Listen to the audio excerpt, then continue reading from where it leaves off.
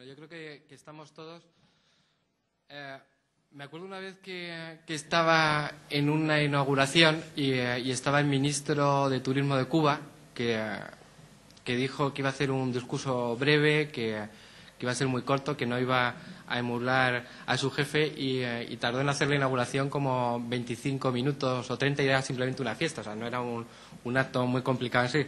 Y no quiero yo ser tampoco excesivamente largo en la inauguración de este congreso. Pero sí que tengo algunas cosas que yo creo que hay que remarcar y que me gustaría sí que hablar un poquito de ello como en 10 minutos para empezar a disfrutarle.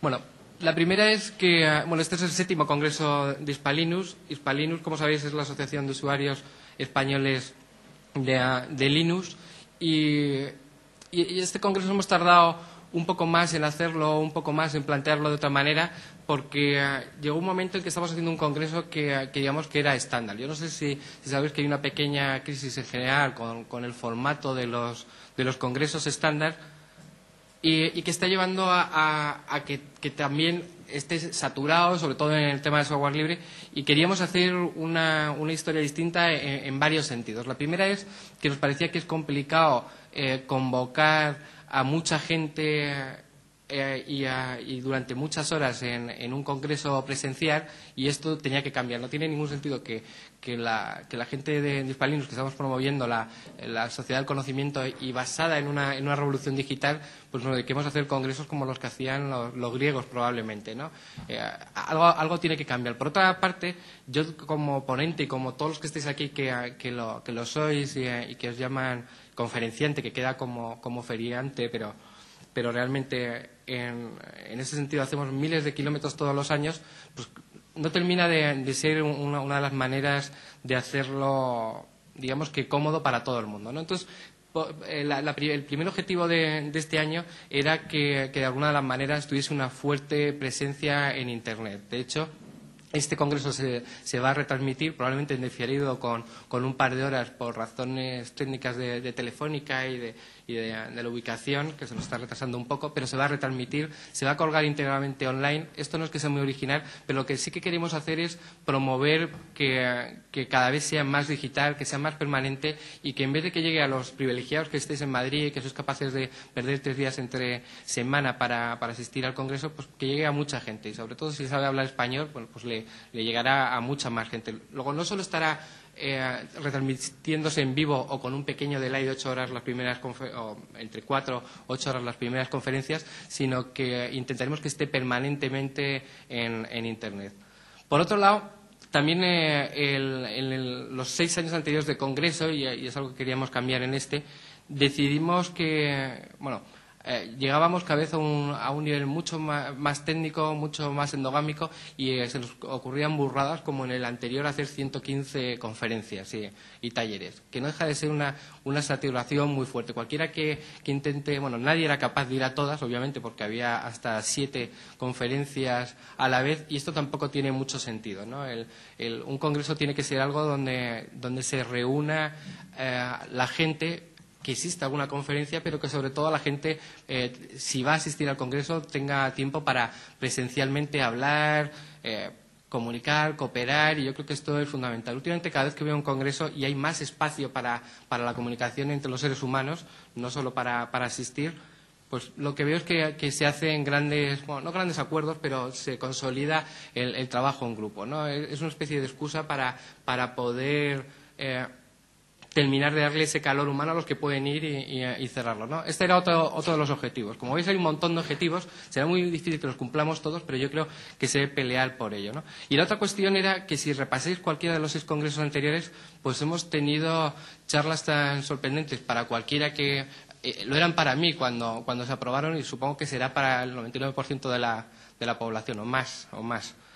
Cómo remodelar el proceso de votado de Linux, ¿no? Y era interesante, el tipo que vino contó durante 1 hora cómo se podía optimizar los tiempos, cómo se podía votar, pero a mí eso que sigo insistiendo que es interesante que esté, que es interesante que se investigue, no me terminaba de parecer que fuese una forma de promocionar el software libre.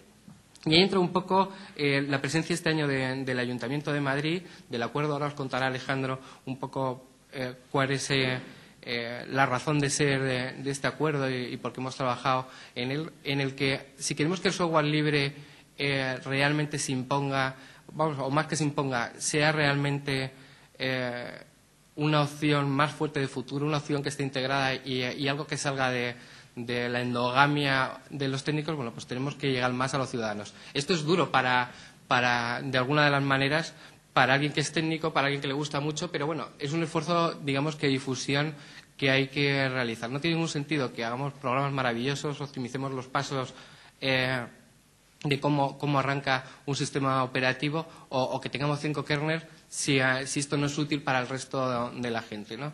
Y en eso yo creo que era otra de las vías de este congreso. Si os habéis fijado, hay pues un número limitado o más o menos limitado de charlas técnicas, pero hay un montón de talleres y la idea es que se han invitado colectivos, un poco precipitado porque teníamos mucho interés que se hiciese este año, que se hiciese en una época como esta para poder atraer a más gente que no fuesen puramente técnicos o puramente los miembros de Hispalinux y bueno, pues la idea es que el programa estuviese súper abierto para que la gente pudiese ver cosas tan tontas que a nosotros nos parecen tan tontas como que existe Firefox, como que Firefox, que es software libre, no funciona solo con Linux, sino que funciona en cualquier sistema operativo y que es una opción mucho mejor o por lo menos tan buena como Internet Explorer. A mí me parece que es mucho más buena, ¿no?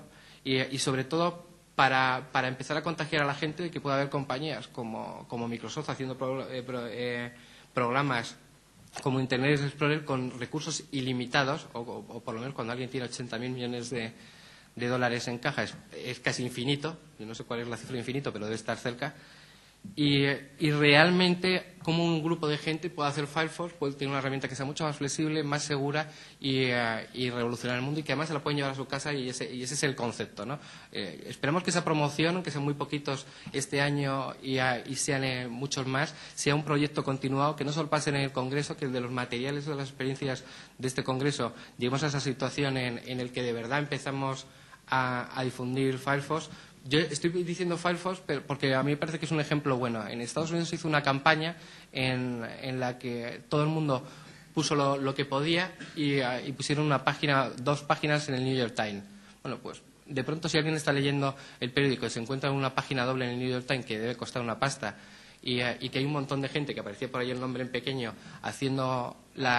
queriendo promover el producto y rompiendo con las reglas del mercado, tiene su efecto. Supongo que en vuestras páginas pasará algo parecido, pero básicamente en las mías ya tengo menos del 50% de visitas de Internet Explorer, ¿vale? Que yo visito mucho mis páginas, ¿no? Y que tengo muy pocas visitas, no más de 20.000 al mes. Pero bueno, ahí hay una parte que es interesante cómo se está cambiando, ¿no? La otra cuestión que queríamos hacer, pero que también con la emoción no hemos sido capaces, es de intentar llevarlo el Congreso a la calle. Bueno, pues esto en los sectores más radicales, entre comillas, o más puristas de nuestra asociación, pues nos ha parecido que era un poco desvirtuar el Congreso. Bueno, pues le tenemos que llamar de otra manera, ¿no? Pero nos parecía que era una buena idea, si hubiese sido posible, que lo hemos intentado con toda nuestra energía, el haber estado en una carpa en la calle y haber estado en una zona como Colón. ¿Por qué esto nos parecía muy estratégico? Pues bueno, iban a pasar 300.000 personas, íbamos a enseñarles juegos, se los iban a poder llevar, íbamos a poder coger la atención probablemente de familias que están paseando y que de pronto iban a ser atraídos hacia el lado del software libre para saber que existe otro mundo distinto, llevándose juegos, viendo que es posible navegar e intentando entretener a todos los miembros de la familia, más o menos. Por un lado con juegos a los niños y con otro lado con zonas de navegación y en cualquier caso pudiendo disfrutar de ellos sin ningún tipo de limitación. Bueno, no ha sido posible, pero también yo creo que ese es el objetivo, ¿no? El dejarnos. Yo creo que la Administración ha empezado a coger un ritmo en el que en el Congreso, en el Senado, incluso en las comisiones.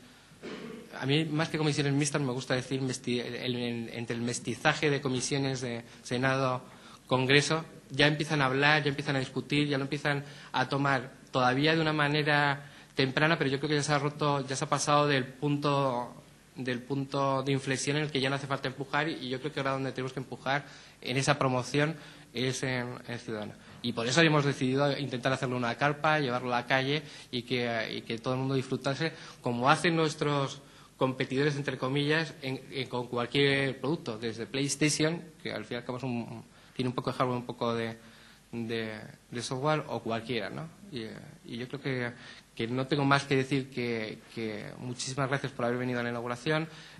Ahora os va a contar la gente del ayuntamiento por qué es tan interesante el software libre, por qué a ellos también les interesa y por qué realmente estamos en ello. Y Alejandro, es tu turno. Gracias, Juan Tomás. Bueno, antes de nada me presento, soy Alejandro Arranz, el director general de Innovación Tecnológica del Ayuntamiento de Madrid. Cuando he visto por aquí algunos amigos, algunos conocidos, me preguntaban qué hacía aquí, nos extrañaba. Bueno, pues es una buena pregunta. Realmente el papel principal es daros la bienvenida en directo a vosotros, un grupo selecto de los que habéis llegado a esta convocatoria que se ha hecho en red, in extremis y con toda velocidad y toda premura, y que, bueno, que se irá incorporando virtualmente en diferido dentro de pocas horas y después a lo largo de los 2 días posteriores ya en presencia en otro escenario todavía más lujoso, ¿no?, más adecuado a la categoría del Congreso. Principalmente daros la bienvenida y animaros a celebrar el Congreso, a que tengáis ese punto de intercambio de experiencias, de proyectos, a pues hacer esa exaltación de un trabajo muy necesario en la sociedad y en Madrid en particular. Madrid normalmente y el Ayuntamiento daba muchas bienvenidas, quedaba bien como figura decorativa, ha sido un anfitrión. La ciudad es soporte de muchas cosas, de tecnología y de otros sucesos, y normalmente Madrid y el Ayuntamiento en especial ha tenido un papel pasivo en muchas cosas. En nuestro caso, y es lo que justifica realmente que estemos aquí dándoos la bienvenida, no es así. Realmente hemos querido ayudar a Hispalinus a celebrar este congreso. Hemos querido impulsar también, conservar esa identidad propia del Congreso, pero también esa apertura a la sociedad de la cual os hablaba Juan Tomás. De esto también es responsable la Cámara de Comercio de Madrid, que veo a Javier Méndez, su director de tecnología aquí.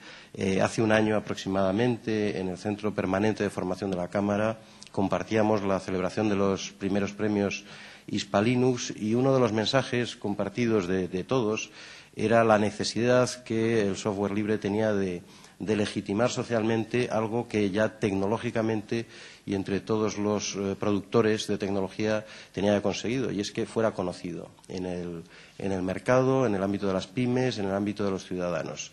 Y ese yo creo que es el reto que el software libre tiene hoy día, al menos en España. Sois una opción excelente, que funciona, que tiene una utilidad social magnífica, que sois un colectivo empresarial importante, con una importante contribución al empleo y con una utilidad más que contrastada, pero tenéis el reto de legitimaros no solo como grupo tecnológico, como grupo de expertos, sino que el mercado responda, que tengáis demanda, que se pague por vuestros servicios y que las pymes y los ciudadanos utilicen vuestros servicios y vuestros productos. No os voy a dar datos de las pymes en Madrid, por ejemplo. Javier y la Cámara los tienen muy estudiados, igual que nosotros en el Ayuntamiento. Pero el uso de las tecnologías por las pymes de la ciudad de Madrid, que digamos que es uno de los puntos más tecnológicos de España, pues es muy bajito. Casi todas tienen ordenadores, muchas de ellas tienen conexión incluso de banda ancha a Internet, pero hay separo del carro. Gente que utilice CRMs o que utilice software más sofisticado todavía para el aprovisionamiento y la gestión de los suministros, pues es prácticamente irrisorio hoy día. Incluso hay gente que se le pregunta sobre la utilidad de todo esto y no la ve.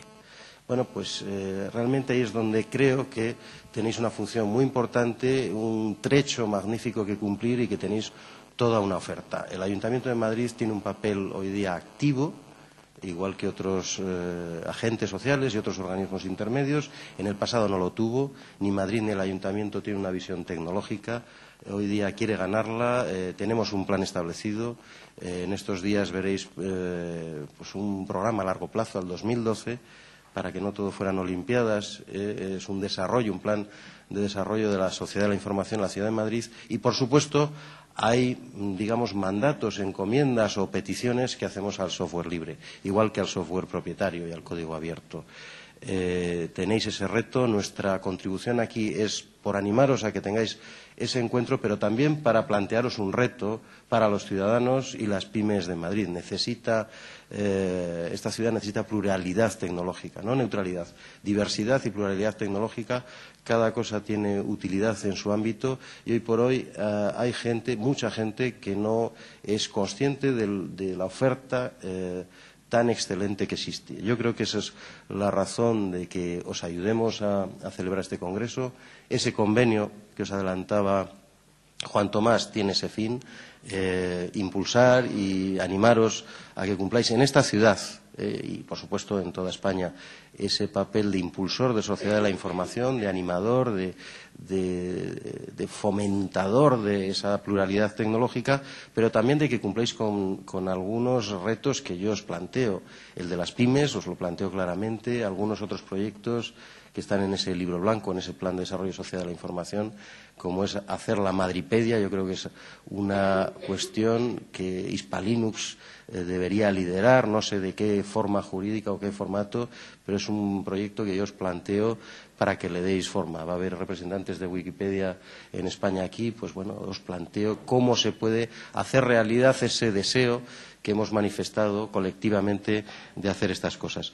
Y como estas muchas otras, dentro de ese marco general que yo os pido de que en Madrid legitiméis, externalicéis y hagáis visible vuestra oferta, no solamente como grupo tecnológico, sino como grupo abierto a la sociedad. Tenéis muchas opciones. El Ayuntamiento de Madrid ayudará en esta opción, en todo lo que esté en nuestro alcance, en todo lo que sea aglutinar, ayudar, conformar y hacer un grupo de trabajo. Hay muchos otros proyectos, pero todo esto pasa por una opción propia, que sea que quizá, además de ser reactivos y seáis una opción que contesta, protesta, se hace visible, además seáis proactivos con la sociedad y con las pymes madrileñas.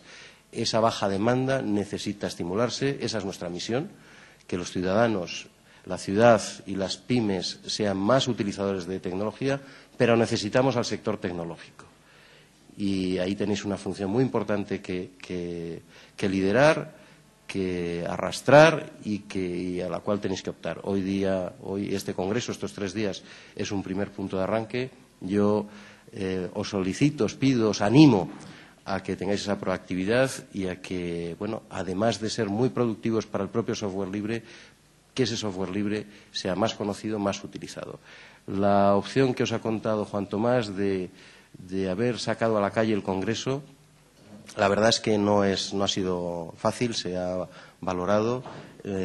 A veces la sociedad red y lo virtual va mucho más deprisa de lo que la sociedad administrativa y la ciudad funciona, pero si todo esto funciona, si os parece adecuado, si estáis de acuerdo en que hay que externalizarla, yo os planteo también otro reto, un tercer reto, y es que el año que viene, si lo deseáis, el Ayuntamiento de Madrid os ayudará en conformar esa especie de exposición, feria abierta al público, por donde la gente pueda tocar, palpar y apreciar la utilidad. Muchas gracias a todos, bienvenidos y un feliz congreso y un muy productivo encuentro del software libre. Muchas gracias.